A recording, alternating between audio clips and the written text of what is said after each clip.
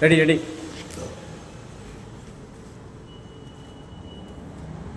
துலாஸ்தானம் என்பது விசேஷமான ஒரு நிகழ்வு. இந்த துலாஸ்தானம் நீராடுவதால் நமக்கு என்னென்ன பயன், எங்கு நீராட வேண்டும், எந்த மாதத்தில் நீராட வேண்டும் என்பது ஒரு முக்கியமான நிகழ்வு.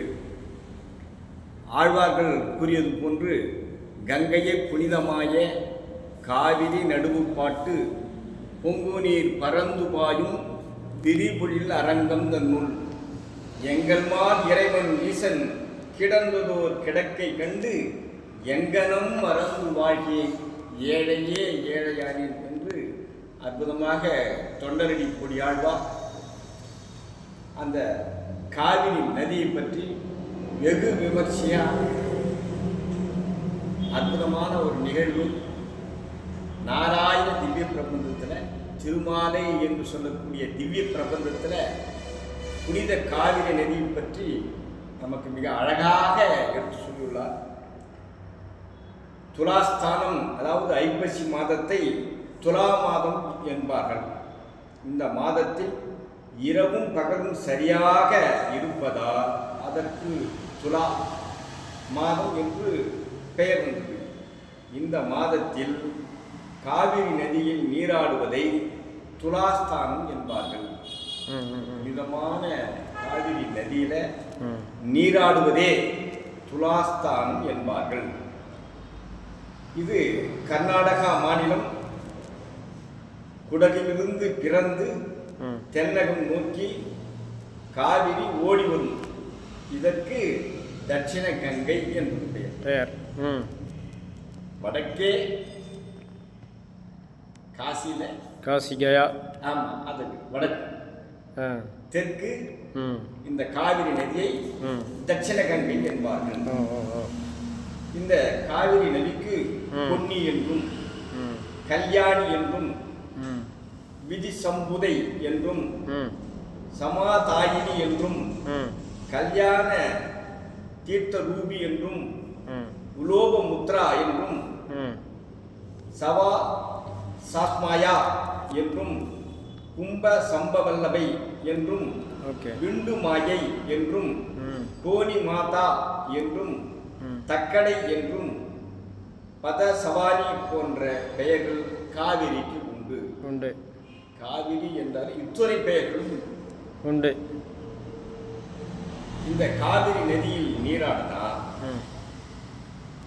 அதாவது மருத்துவ குணம் கொண்டு திகழும். மருத்துவ குணம் கொண்டு திகழும். காவிரியில் ஸ்நானம் செய்வதால் விஷ்ணுவின் அருளை பெறலாம். விஷ்ணுவின் அருளை பெறலாம். நமக்கு ஆரோக்கியம் கிட்டும்.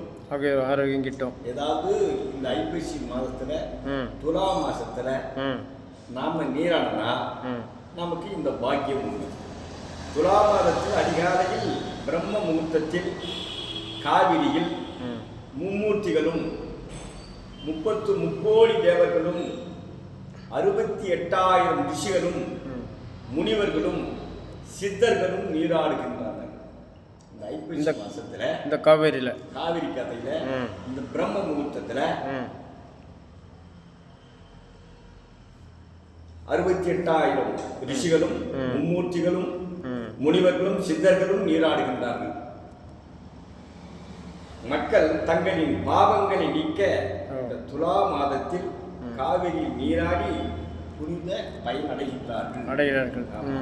ஐப்பசி மாதம் முழுவதும் காவிரி நீராட வேண்டும். இந்த கலியுகத்தில் இந்த 30 நாளுக்கு கர்மாவின் பிடியில் சிக்கி பரிதவித்துக் கொண்டிருக்கின்றோம்.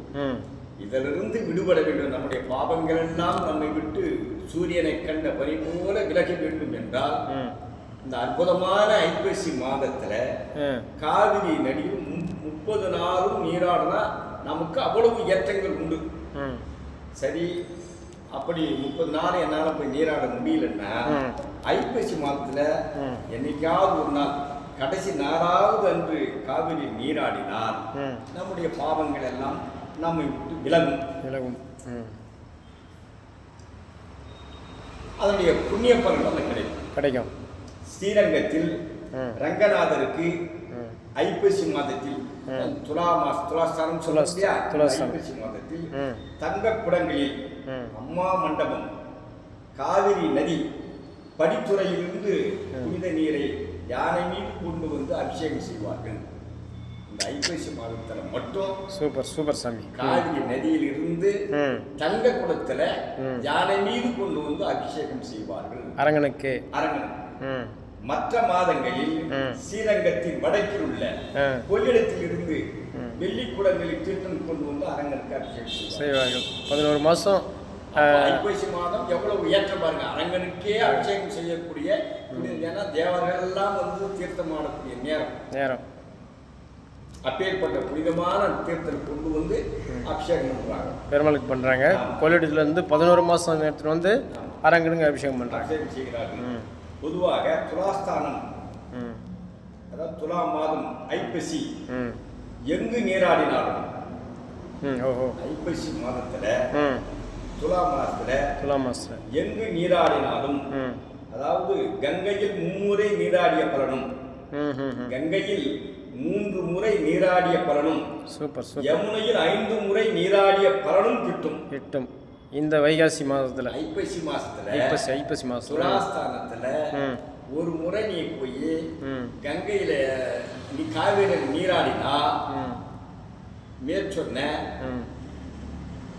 கங்கை நீராடிய பலனும் யமுனை நீராடிய பலனும் கிட்டும். நாம வந்து நீண்ட தூரம் போய் நம்ம தீர்த்த ஆரம்பிக்க அவசியம் இல்லை.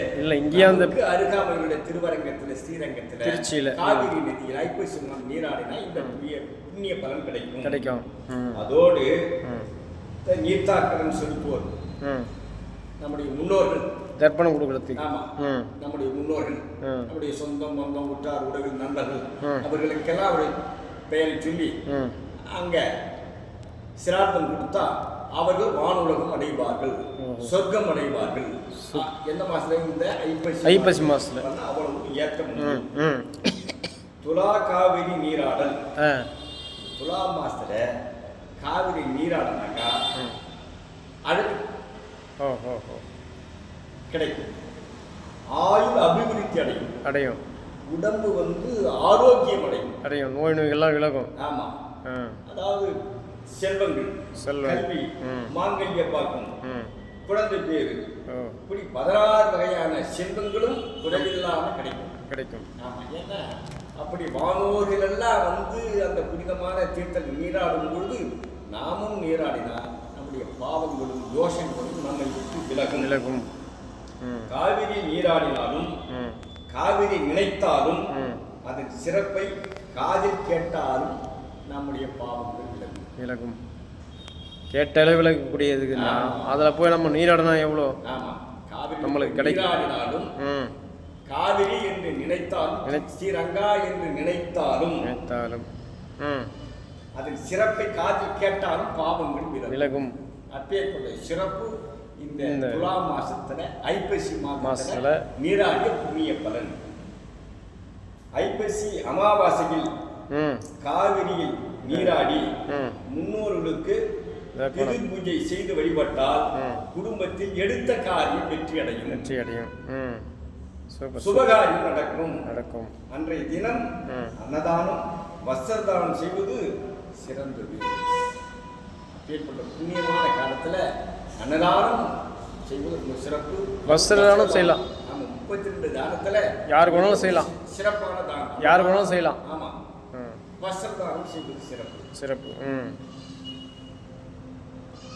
எனவே துலா மாதத்தில் காவிரியில் நீராடுவது நமக்கு சேமத்தை அளிக்கும். சூப்பர்.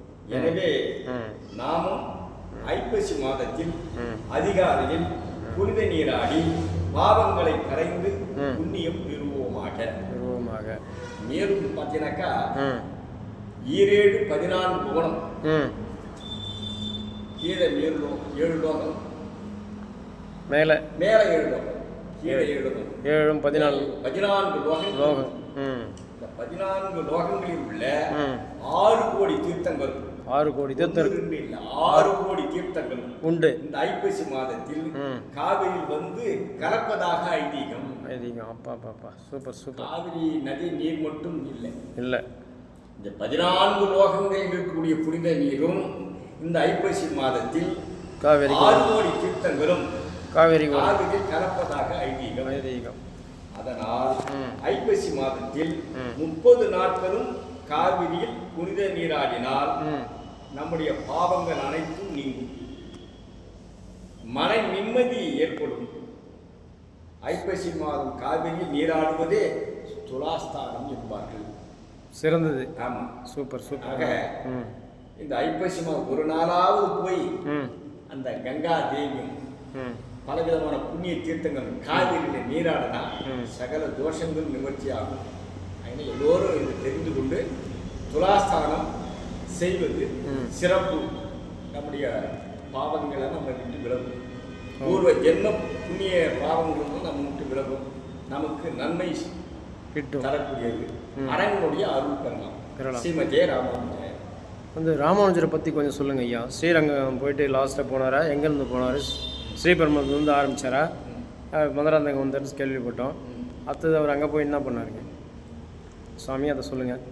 திருவரங்கத்தில் பூமன்னு மாது பொருந்திய மார்பன் புகழ்மலிந்த பாமன்னு மாறன் அடிபணிந்து உய்ந்தவன் பல்கலையோர் தாமன்ன வாழ வந்த ராமானுஜன் சரணார விந்தம் நாம் மண்ணி வாழ நெஞ்சே சொல்லுவோம் அவன் நாமங்களில். ராமானுஜன் என்று சொன்னாலே நம்ம எல்லாம் உய்விக்க வல்ல பெருமாள். ஓகே. உய்ய ஒரே வழி உடையவருடைய திருவடி. எப்பேற்பட்ட பாவாத்மாவையும் ராமானுஜருடைய திருவருளால் சொல்லுங்க சாமி குருவாக நினைப்பவர்கள் யாராக இருந்தாலும் ஓகே அவன் நாமங்களை சொன்னாலே பாவங்கள் எல்லாம் நம்மை விட்டு விலகி மோட்ச உலகத்தை அடைவதற்கு நமக்கு முக்கியத்துவம். ராமானுஜன் என்று சொன்னாலே நமக்கெல்லாம் குருவாக விளங்கக்கூடியவர். குரு அருள் இல்லையே திரு அருள் இல்லை, குரு அருள் இல்லையே திரு அருள் இல்லை.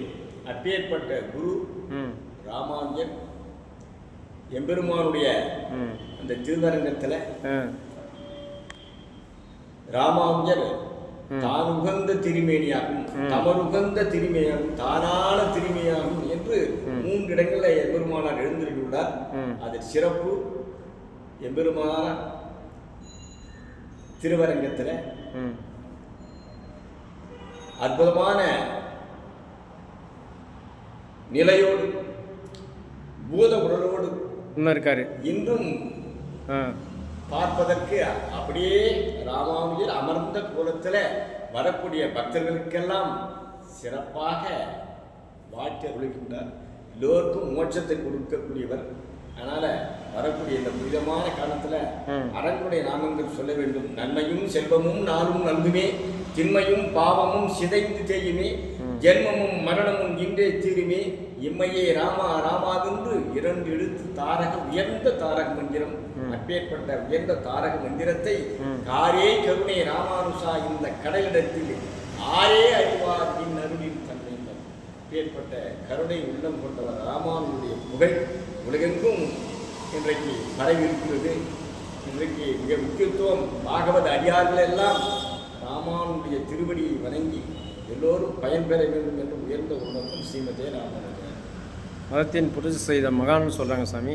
ஆமாம், நிறைய பேசலாம். Okay, thank you. ஸ்ரீமன் நாராயண.